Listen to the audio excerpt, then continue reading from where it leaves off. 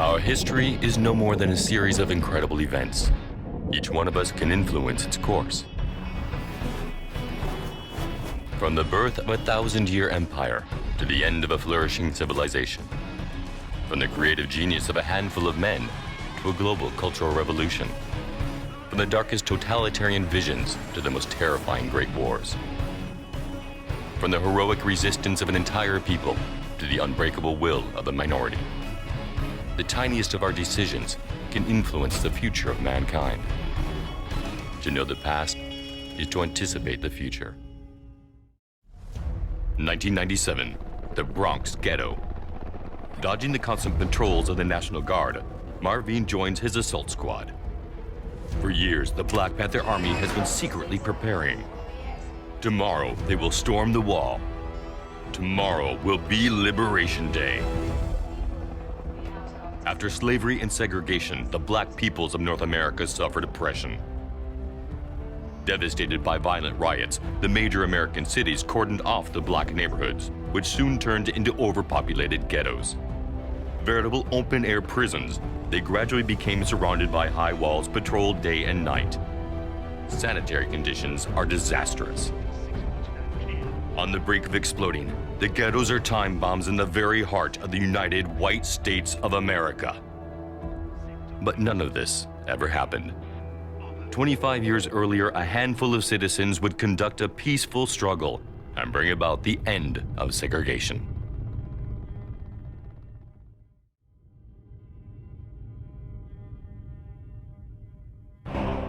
December 1865, Tennessee. Former Confederate officers meet in secret and found the Ku Klux Klan. December 1st, 1955, Rosa Parks, a 42-year-old black woman, refuses to give up her seat to a white person and is arrested.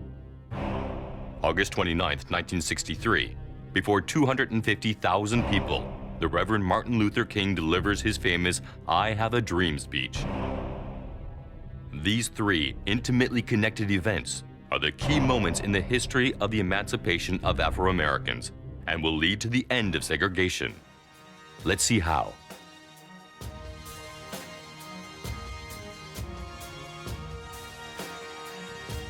In today's world, after centuries of struggle, human slavery is officially illegal. Of course, that has not always been the case.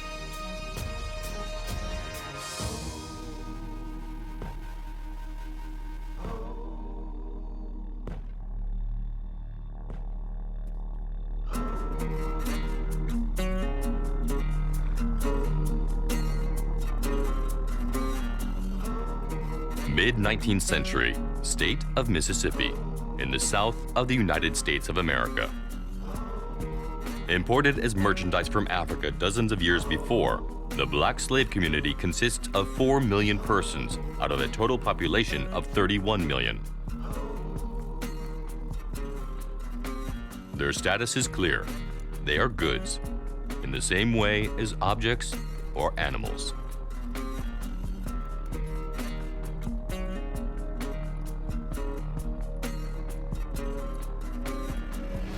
The slave trade is banned in 1808, but slavery is still very much present.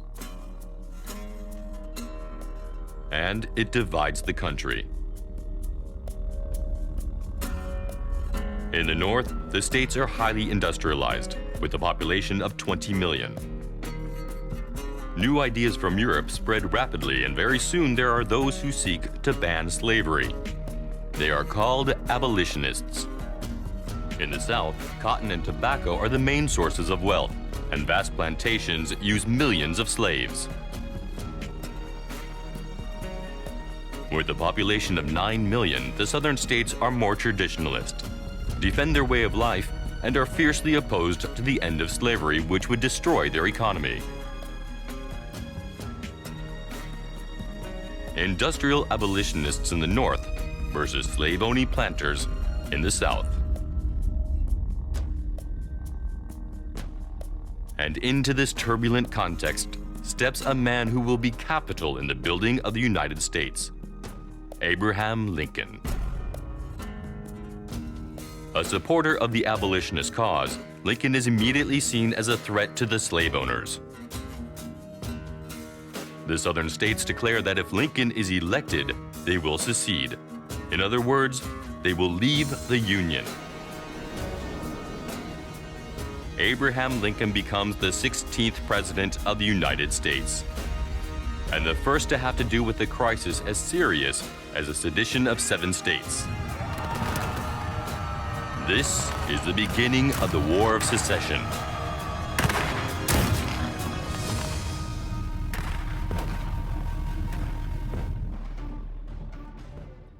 Welcome to the memory of humanity. Here we can control time, analyze and compare billions of events, and alter them to rewrite history endlessly. For example, let us imagine that for a while we would become a slave. We would be considered as merchandise, in the same way as cattle or a television set. People could buy us and then sell us. This status would be for life. There is no possible way out unless, by some miracle, our owner should one day agree to release us, to free us. We would pass nothing on to our children other than slavery. Those very children could even be sold to other owners, separating our families forever. In the 18th century, a veritable trading machine is established, the triangular trade. Captured by enemy tribes, African slaves are exchanged for goods from Europe, then cross the Atlantic in subhuman conditions to be exchanged a second time with the American colonists. The ships finally return to Europe, loaded with merchandise, to continue the cycle. Slavery is an ancient phenomenon, but is far from being eradicated in our modern age. From Christian slaves traded by the Arabs into the Roman economy, slavery has blighted every age, every continent, and every people. In our day, it is officially banned, but modern slavery is very much alive.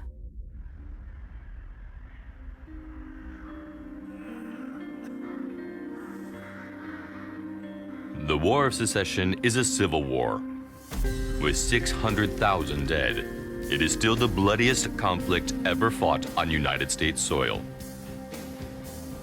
Of more than 2 million soldiers enlisted in the Northern armies, 180,000 blacks will fight in 163 units.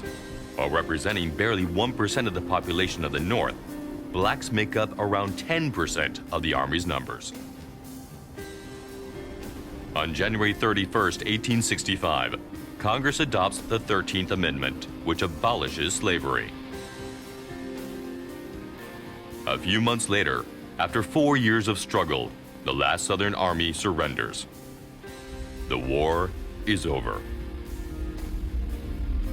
The South is ruined, humiliated by its defeat, ravaged by unemployment, and traumatized at the sight of former slaves becoming equal to whites.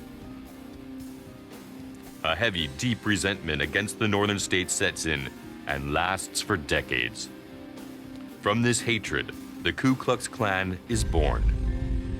In December 1865, a mere few days after the total abolition of slavery, former Confederate officers gathered to form what is to become the most infamous and the bloodiest of American terrorist organizations. The Ku Klux Klan recognizes two enemies: blacks and federal power. In the beginning, it is about creating fear, disguising themselves in large white sheets to bring terror to the black population at night. But things escalate rapidly. Insults give way to threats, to harassment, to torching schools and homes, and then to murder. The Klan grows from day to day until it forms a veritable secret army. Between 1866 and 1914, a total of 4,600 people, mostly blacks, fall victim to nighttime raids. A certain sort of peace can be a prelude to war. The harder victory is to achieve, the more you want to make the vanquished pay. Why show clemency when you've just been fighting? If you forgave too easily, the struggle and the sacrifices demanded of the people would lose their meaning. So we impose war reparations on the defeated. We confiscate their territories. We act like masters. Enough to heighten the resentment of an enemy already humiliated. Enough to compromise the peace. In 1918, the armistice signed between France and Germany was extremely harsh on the latter. While just having lost more than 2 million of its citizens for nothing, Germany is saddled with very heavy financial compensation. The country is thus plunged into a deep economic crisis. Unemployment and resentment provide fertile ground for hatred and extremism. The 1918 armistice carries the seeds of the Second World War. In the United States, the defeat of the South in 1865 sets the stage for the racial conflicts to come. After the War of Secession, federal laws impose black-white equality throughout the country. However, each state retains some room for maneuver.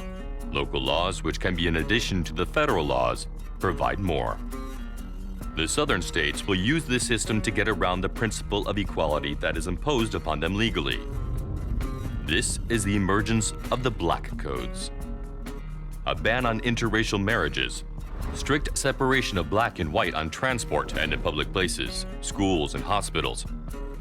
More seriously, the addition of compulsory literacy or hereditary tests reduced the number of blacks allowed to vote by 90%. Because they have no choice, the whites accept treating the blacks as equals. But no law says that they have to live together. Equal, but separate. At the end of the 19th century, segregation splits the country in two. The principle is this: each state is allowed by law to impose racial segregation measures. The only requirement: offer the same conditions to the various racial groups. For example, the same number of seats reserved for blacks and whites on a bus. These laws vary according to the states, and an action that is authorized in one county may be totally illegal in the next county. This situation lasts for more than 50 years. In 1954, the Supreme Court rules such laws are unconstitutional. Officially, segregation no longer exists. In theory, therefore, black students can attend schools previously reserved for whites. Dorothy Counts is 15. She advances amidst shouts and insults. People spit on her. They throw stones at her. She is one of the first black students to try to attend a white school. No teacher accepts to teach her. It's a confrontation between the federal, state, and local mindsets. Black students are escorted by the National Guard or the federal police simply to be able to study. The United States has a history that is both short and complex. The pace of their development, piling one layer of nationality upon another in a very short time, makes them a country that is unique in the world by its diversity. Communities, both numerous and of different cultures, find themselves living together. For better or for worse, segregation is the fruit of its history. Other countries have experienced the same sort of racial separation. In 1948 in South Africa, a regime of separation between original black and white European populations slowly appears. The whites, holding power, impose apartheid. Once again, these laws originate from a minority population that fears it will disappear. In a reflex reaction of survival, it started to oppress and marginalize 80% of the country's inhabitants, creating a climate of social instability. After 40 years, apartheid finally disappears, with the combined action of the President of South Africa and especially of Nelson Mandela, an opposition politician having spent 27 years in prison for his essentially peaceful action. A minority regime has only one method of staying in power: the use of force. Baptist minister Martin Luther King experiences segregation as an injustice. Because although the separation is certainly there, the equality is still a long way off. At the age of 6, it had to be explained to him that 2 of his former classmates could no longer play with him. They were white and had just started at a school that did not accept blacks. A little later, after falling in love with a white girl, the couple had to give up all hope of marrying, knowing perfectly well that in this society, their lives would become hell. His struggle, the right to vote, the right to work, wage equality, and the end of segregation. His method: faced with an unjust law, you must disobey without violence. This is civil disobedience. 1955, the city of Montgomery, Alabama. An event will allow Martin Luther King to test his method on a life-size scale. Ever since 1900, Montgomery buses have had some sections reserved for whites and others for blacks. Blacks had to buy their ticket, get off the bus, and reboard from the rear. On December the 1st, 1955, Rosa Parks, a 42-year-old black woman, gets on the bus and sits in a seat reserved for blacks. As the bus fills up, the driver tells her to give her seat up to whites who are standing. She refuses. The driver calls the police, who arrest her.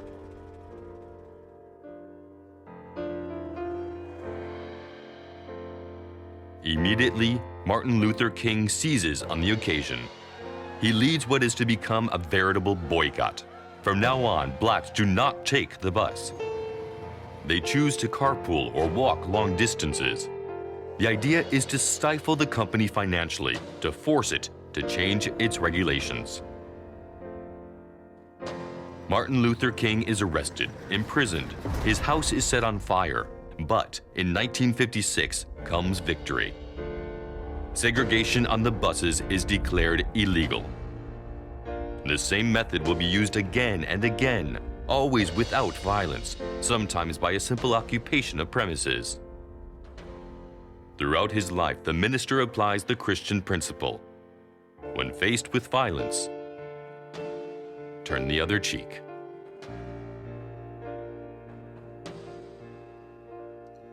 Despite threatening letters, the target of an attack on his home and therefore his family, he will never give up because for him, violence breeds violence. One day, he even finds himself besieged in a church by over 300 demonstrators, armed with bricks and tear gas grenades. After obtaining the resignation of the mayor of the city of Birmingham, and in particular, the firing of the racist and violent chief of police, he organizes a march on Washington. Martin Luther King understands that the non-violent struggle must be carried out under the eyes of the cameras. Before 250,000 people, in front of the Lincoln Memorial, he delivers what will become the most famous speech in the race struggle in the United States.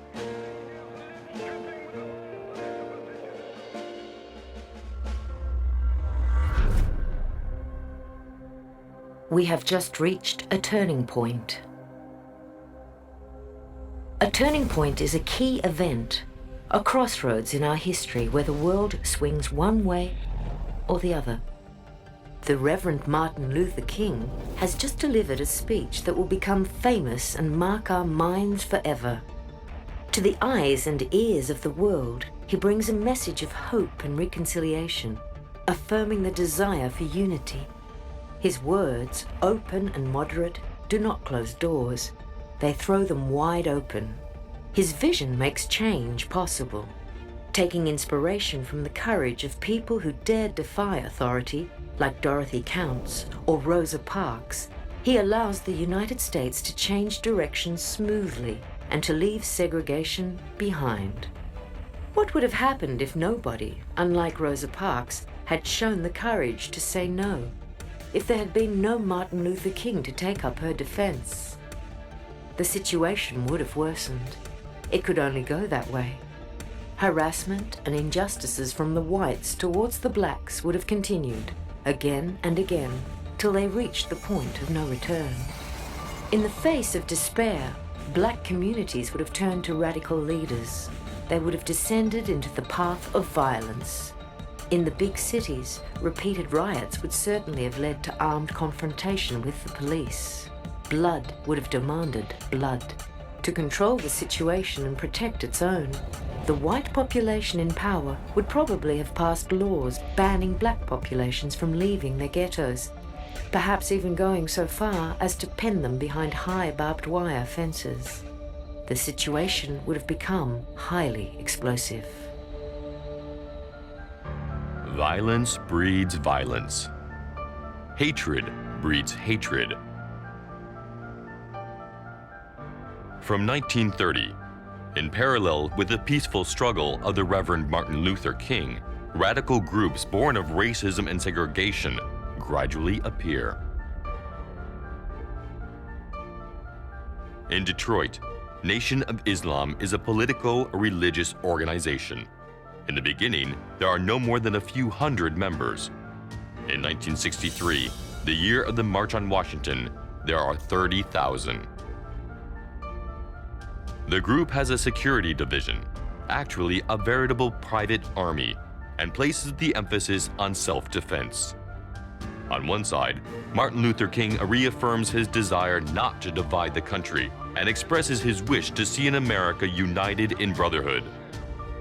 On the other side, whites are classed as an inferior race created by a black scientist 6,000 years ago. They are the devil on earth. There are even demands for the creation of a black state in the heart of the United States. Malcolm X, the official spokesman, states, "I am not an American." For them, it's freedom or death. This is the reaction to segregation and the Ku Klux Klan, the very opposite of Martin Luther King.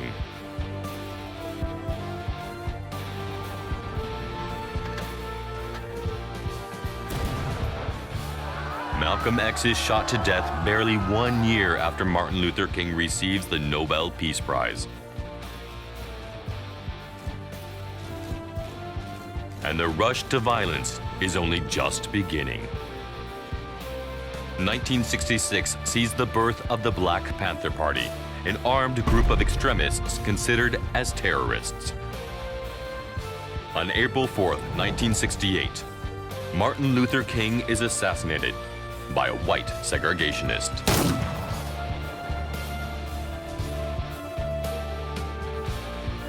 Two days later, Bobby Hunter, the Black Panthers' treasurer, disarmed and with his hands in the air, is gunned down by 12 shots from the police.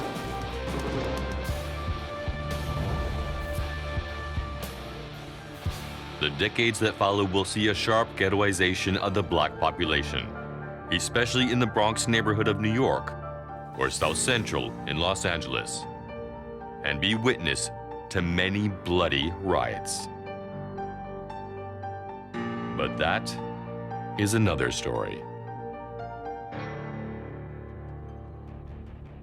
When faced with injustice and oppression, the most natural response is often anger and then violence. Throughout the world, many groups have chosen violent rather than democratic action to bring about change. Intimidation, kidnapping, assassination, hijacking, terrorist attack. The publicity given to terrorism is tempting. The effect is guaranteed. The greater the violence, the more the world hears you. But does it listen to you? How many laws have been changed or dropped because of an attack? How many governments have resigned because of a hijacking?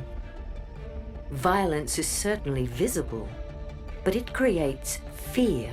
It frightens those who might understand, alienates those who could participate.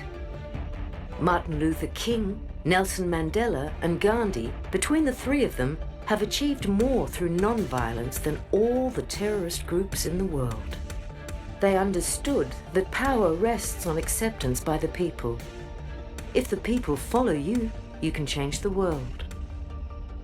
The United States experienced slavery and segregation.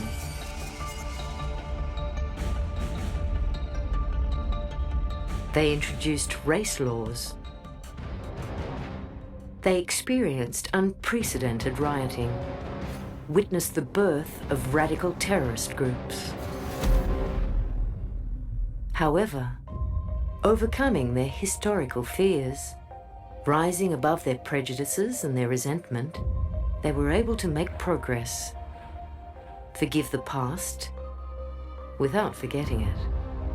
In 2008, 40 years after the assassination of Martin Luther King by a segregationist, Barack Obama becomes the first black president of the United States of America. And this fact alone speaks louder than any words.